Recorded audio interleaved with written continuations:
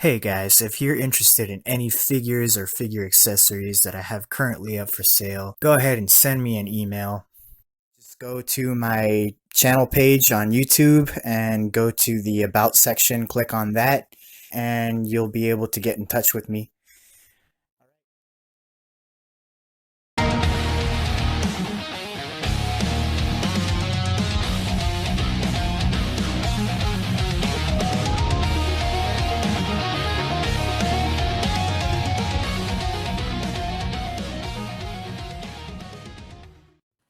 How's it going, my fellow collectors? I am back again with another Hot Toys figure review. And this time we're going to be taking a look at the MMS 627, the Dark Knight Trilogy, Catwoman, or the Dark Knight Rises Catwoman 2.0. So we're going to get this review going. As usual, we're going to start off with the first category being the source information. And I've already talked about the Dark Knight Rises movie plenty of times before in the past.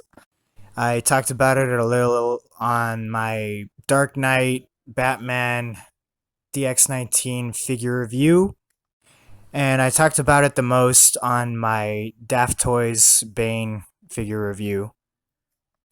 So I pretty much talked it to death, and I don't see the need to keep talking about it.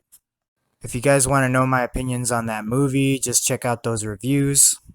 They are on my channel. I'm just going to jump right into the score and give it a 7 out of 10 on the source information. And as you guys can see, I did remove the mask, not completely, but just enough to reveal her face. A lot of people were hesitant to take the mask off, and it does say in the instructions not to do so. But I was brave enough to do it, and we'll talk more about it in the likeness category. For now, I'll keep you guys in suspense. Just know that it can be done. Alright, so that does it for the source information. Now we're going to move on to the packaging. Alright, so now we've made it to the category of packaging, and I'm going to try to blow through this category real quick, guys. So the box is pretty much in theme with the rest of the Dark Knight Trilogy figures. The DX19 is pretty similar to this style of box. It's a black and white image of the actor portraying the character front and center. In this case, Anne Hathaway as Catwoman. And then you got the skyscrapers of Gotham City in the background, and they're forming a shape of a bat in the back. And then you get the Dark Knight Trilogy logo with the bat symbol there. And then it says Catwoman MMS 627 1/6 scale collectible figure. The Hot Toys logo and Movie Masterpiece logo on the bottom left, and the DC logo on the bottom right. Nothing above the picture. And then if you turn it to one side, you get the Dark Knight Trilogy logo again with the bat symbol again. The DC logo on the bottom, nothing on the top. The other side is the same thing. And on the back, it says Catwoman, the Dark Knight Trilogy, 1/6 scale collectible figure, the Dark Knight Trilogy with the bat symbol all again. Then you get the Hot Toys logo and all the distributors and stores that sell Hot Toys products. Then on the bottom is the barcode and the DC logo and the WB logo.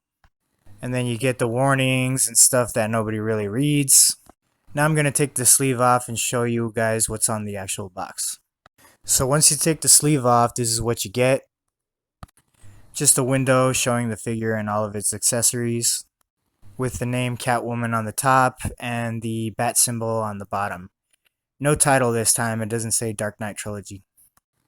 And on one side, it's pretty much an image of what's wrapped around on the back. And on the bottom is the DC logo. Nothing on the top. And then we go to the other side.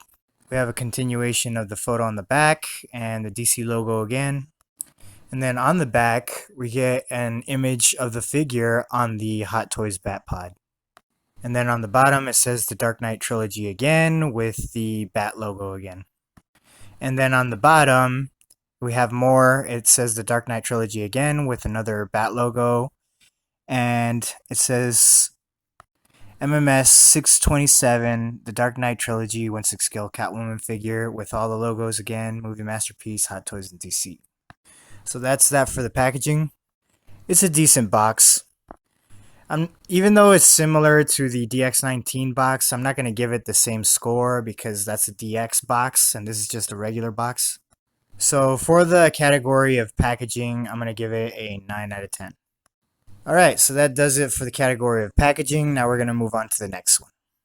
Alright, so now we've made it to the category of likeness. And I gotta be honest with you guys, when I saw early reviews of this figure, and we're talking maybe 6 months ago, maybe more, when it was first released in Hong Kong and the first reviews went up online. And to be honest, guys, I was disappointed because I didn't think the likeness looked like her at all. Especially when the first person removed the mask. The first thing I thought was, man, that doesn't look like Anne Hathaway. But I'm going to tell you guys right now that pictures and videos do not do this figure justice when it comes to the likeness. Because it does look like her through and through. There's no question in my mind. You know, you got her pale skin, some lipstick, and a little bit of eyeshadow. So yeah, this is exactly how she looked in the movie. The only thing that kind of bothers me is the hair. She had like really light brown hair in the movie, from what I remember. I guess it all depends on the lighting, because in some scenes of the movie where there was a lot of light, it looked really light brown. And other scenes where there wasn't that much light, it looked like a really dark brown. Kind of like what you see here. But it's definitely a lot lighter than the 1.0 Hot Toys version of Catwoman. I think that one was almost black. The length, too. The 1.0 version was a lot longer than this version. Another thing that a lot of collectors were complaining about was the seam line where the hair, the rooted hair, meets the forehead. They were saying that it's too pronounced and, you know, it's an eyesore or something like that. And it's really not that bad, guys. It's pretty good. And if you don't like it, you could always just do what I did here and just put like move the mask up to cover that seam line. And don't be afraid to do it, guys. Just use a little bit of force and you'll be able to get it off the face. I don't think I'm going to remove it completely because in the instructions it says that it's not recommended to do that. Plus, if you do that and remove the mask completely off the head, it's going to mess up the hair. And I don't know if I'll be able to get the hair looking as good as it does now. So I think this is as far as I'm going to remove the mask. But yeah, Hot Toys did a real good job on the likeness of this figure. Yeah, having it in hand is a big difference than comparing to seeing it in photos and videos online. I'm going to say it's 97% accurate. So because of that, I'm going to give it a 9 out of 10. Alright guys, so that does it for the likeness category. Now we're going to move on to the next one. Alright, so now we've made it to the category of outfit. And as usual, we're going to start off and work our way from the top and go to the bottom. So here's the mask, and as you guys saw before, it is kind of affixed to the face, but as you've seen before, it can be removed. And it's pretty accurate to the movie. The goggles, on the other hand, are a bit of a problem. They're a little hard to work with when you're trying to articulate them, like when you move them down on the face. Sometimes they bump the head, and it's a little hard to adjust them sometimes because sometimes they're crooked. Yeah, just be aware that they are a little tricky to work with if you guys do plan on getting this figure. But with a little patience, you can have them rest on the eyes. I'll show you guys that a little later in a different pose. But yeah, I think they could have been done a little bit better. Anyways, moving on. Pretty much the entire body has this spandex suit. I've never owned the 1.0 Hot Toys Catwoman, but from what I've heard online, this suit is different than compared to the 1.0 version. I believe it is still a pleather material, but I could be wrong. But it does feel like a pleather material. So I do think that it still has potential of flaking over time. So just be careful of that, guys, if you do plan on picking up this figure. And the zipper, as shown in other reviews, it is non-functional. It's just there for show. Unlike the Catwoman 1.0 version, that one did have a functional zipper that you can unzip. This one does not, which is fine by me. I wasn't planning on unzipping her outfit anyway. But it does have a fat suit underneath, if you would even call it that. It's just a suit to make her look a little thicker. I do wish I could remove that to make her look thinner, but there's no way to do that. It's stitched pretty much to the body. Unless you want to cut it open and then stitch it back yourself once you're done removing the fat suit, but I'm not good enough to do that. I'm no tailor. So it's just going to stay like this. Because you can notice, if you look at the shoulder, you can see where the fat suit ends and the body begins. But it's not that big of a deal. She still looks good. Moving on, we have the pleather sleeves, or gloves if you want to call them that. These are definitely pleather.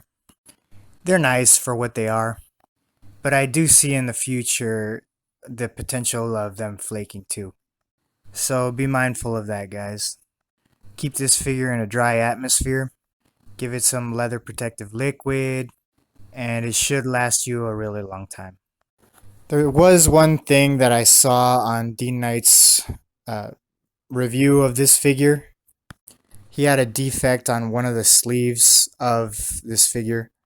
It looked like some scrapes all along the sleeve from top to bottom, and that sucks. That was the first thing that I checked as soon as I opened up my copy of the figure. But I'm happy to report that there's no defects, scratches, or anything like that on my copy. Thank God for that. So the sleeve pretty much ends at the wrist, and then you got the hand. All of these hands are pretty much sculpted gloved hands. I'll talk more about the hands once we reach the accessories section of the review. Moving on from that, we get her belt, which is a sculpted plastic, and it's a loose-fitting belt. It's not attached to the bodysuit, which I'm very happy that they did it that way, because now you can move the belt however you see fit, which is great, and it fits the body perfectly. It's not too loose and it's not too tight either. Moving on down, we get her boots, which look like they're made of the same material as the sleeves. It's like a pleather vinyl, which also has the potential of flaking over time. So as I've repeatedly stated already, just take care of it, guys. The difference between the arm sleeves and the boots is that there's no separation. The boots cover from toe to her upper thigh. I don't know what they could have done differently, but I don't like it, because they tend to bunch up and wrinkle right here at the ankles. If you're articulating them and such, it makes me nervous, because I think that makes it more prone to flaking over time. Again, I don't know what they could have done differently. I guess they could have made the feet portion of the boots like a sculpted plastic, and then make the rest of the boots like a vinyl leather, kind of like the sleeves on the arms. Just separate them. I think I would have been fine with that. Because even though this boot is all one piece, there's still bunching and wrinkling at the ankle. So it looks like there's a separation there anyway, even though there's not. It looks like there is because of the wrinkling. And then you also get the bunching here on the knee. But this one looks like it was done intentionally. I don't know why. I guess it's easier to bend the knees so it doesn't stretch the material. But yeah, I don't like that either, because it looks ugly when she's standing straight up. It's not very appealing to the eye. And then on the back of her high heels, you see the metal stiletto that she uses as a weapon sometimes when she's doing high kicks and such. So that's pretty much it for the outfit. It's simple but intricate. So it is very accurate. The only issue is that flaking problem. So because of that, I'm going to knock it down a point, and it's going to get a 9 out of 10. So let me show you guys this pose. It's pretty much the same as the last pose. The only thing I changed was I made her hold the bat cowl instead of the gun, and I put her mask on. That's pretty much it though. It's the same pose. Alright, so that takes care of the outfit. Now we're going to move on to the next category. So now we've made it to the category of articulation. And I'm kind of torn on this subject, guys. Half of the stuff I do like, and the other half I don't. But we'll talk about it. We'll start as usual from the top and work our way down to the bottom. So as you can see, she can look up a pretty decent amount. But I wish she could just look up a little further. Yeah, I think they could have done a better job with the neck articulation. She can do a full 360-degree swivel all the way around. The head is attached to the body right below the jawline. It's a ball joint. There are some collectors who wish that the head was all just a single piece from the neck to the top of the head. That would be fine, except if you were to put her on the bat pod as you see here, she wouldn't be able to look up as much as she's doing right now. So that would be a problem. The arms, there is a separation between the bodysuit and the sleeves. The bodysuit ends right around here at the elbow. Pretty much the whole forearm is bare if you take the sleeve off. So with that being said, if you do rotate the arms from the shoulder, you can swivel the bodysuit on the bicep so it can accommodate for that articulation. So for example, if you want to lift her arm over her head, I believe it is possible to do that because you can swivel the bodysuit on the bicep. So it doesn't stretch and tear when you move it up that way. So that's real good. It's good thinking on Hot Toys' part. It's the same with the thighs. You can see where the bodysuit ends right here.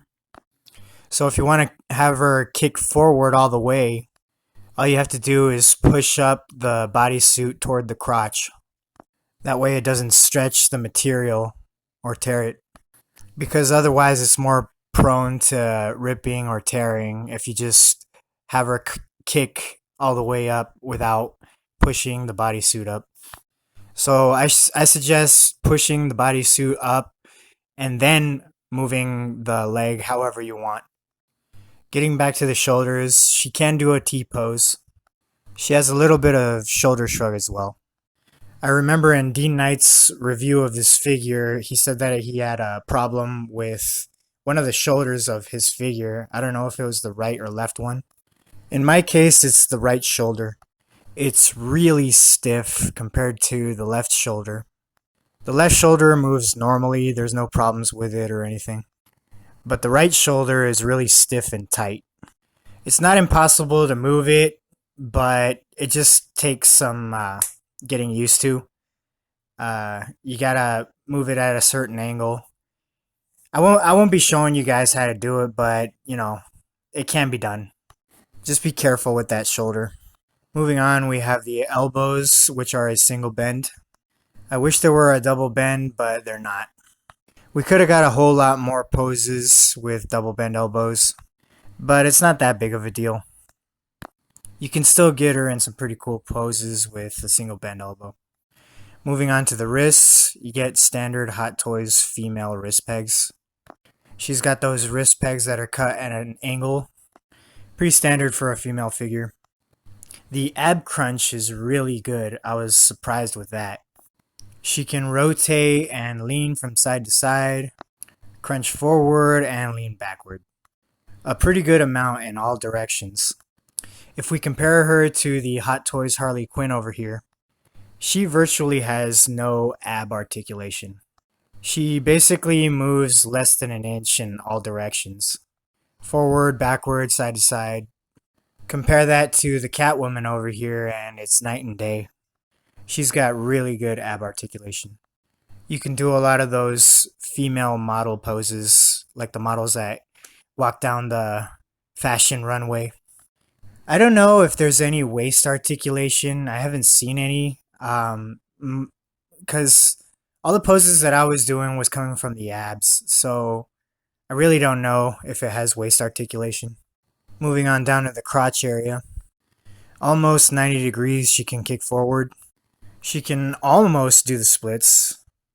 She doesn't kick back too much because the leg crashes against the butt, but that's typical of all hot toys. Moving on down, she does have a thigh swivel, and she also has single bend knees. Moving on down to the ankles, I'm pretty sure she can stand up by herself. I haven't tried it though since she's got high heels, but the ankles seem to be tight enough, so I'm pretty sure she can stand on her own.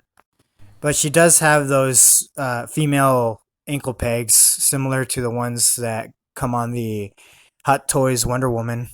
You pretty much have to rotate the peg in order to get the feet to move side to side, and you have to rotate it again in order to have her toes pointing all the way up or all the way down. I wish it was just a standard ball and socket, but Hot Toys decided to give us these kinds of pegs, so. But that's it for the articulation. It's pretty average. So because of that, I'm going to give it a 7 out of 10. And then you got the articulation of the goggles. Like I explained before, it's not the best. It doesn't work very good and it feels kind of flimsy. It still works, but Hot Toys could have done a better job. Alright, so that does it for the articulation. Now we're going to move on to the next category. Alright, so now we made it to the final category, which is accessories. She doesn't come with a lot of things, but she kinda does, if that makes any sense.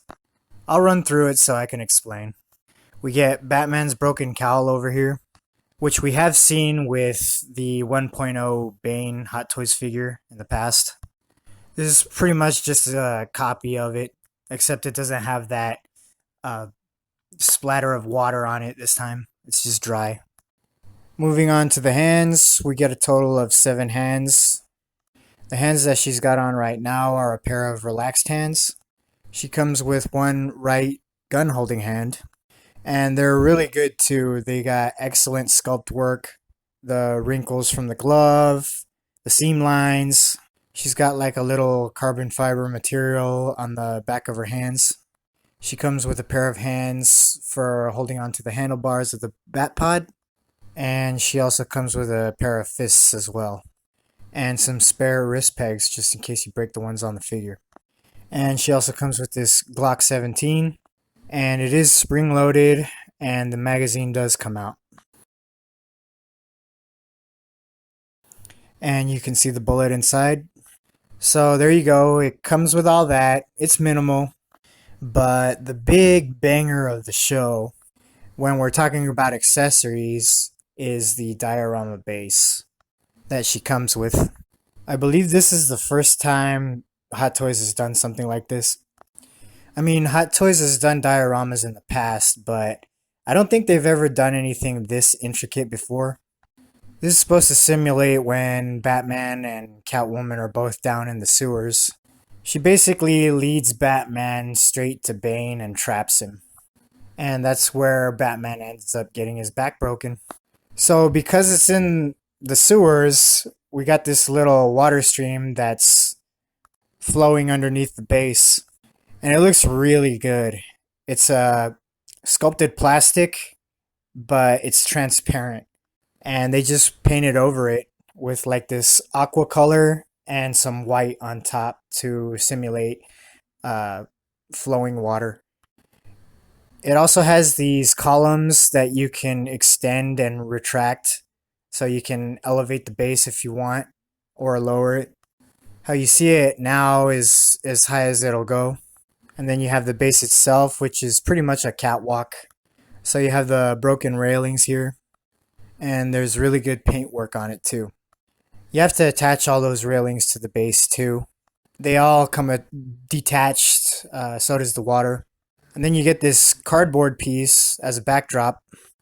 It's supposed to simulate that gate that drops down right after Batman passes through. So when Catwoman traps Batman, it's right with Bane. And then we also have these metal chains.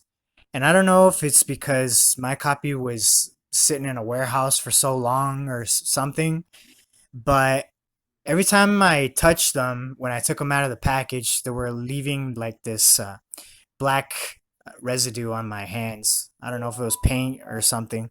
I'm going to see if I could try to show you guys. Yeah, when I took it out of the package, it was leaving like black residue on my hands and my fingers as I was setting up the diorama base. So I don't know what that's about. I don't know if anybody else has had that problem. If you have, let me know down in the comments section. But all in all, it's a great base. I know that a lot of people are already starting to use it for their Batman figures or the 1.0 Bane figure. So I don't know quite how to rate the accessories. It's kind of complicated because I don't know what else she could have come with. It doesn't come with a lot of accessories, but this base kind of makes up for that. I mean, she didn't use anything else in the movie. So I think I'm going to give it an 8 out of 10 on the accessories. I hope you guys like this pose. I like it. I think I'm going to leave her in this pose. Not too long because I don't want to strain the suit. So I'll probably leave it in like a week, maybe. So to add up the score and wrap up this review, guys, this figure gets a 49 out of 60. Not the best score, but don't let that put you off. It's still a really good figure. Unless that aspect of the outfit potentially flaking in the future bothers you, I would say pick this figure up. If it does bother you, then don't get it. If you're willing to take care of it, keep it in a dry environment, well maintained and all that, then yeah, go for it. Otherwise, pass on it. I decided to get it because I've never had a Catwoman in my collection before. I never got a chance to own the 1.0 version of Catwoman. Now I'm kind of happy that I didn't get the 1.0 version, given the flaking issues it had and the circumstances of them re-releasing a newer version of the Catwoman. So yeah, guys, that's another review done and in the bag. And once again, I want to thank you all for tuning in. If you haven't subscribed to my channel, please do so if you're new here. If you liked the video, please give it a thumbs up. But until next time, guys, I shall catch you all later on the tube. Alright, bye guys.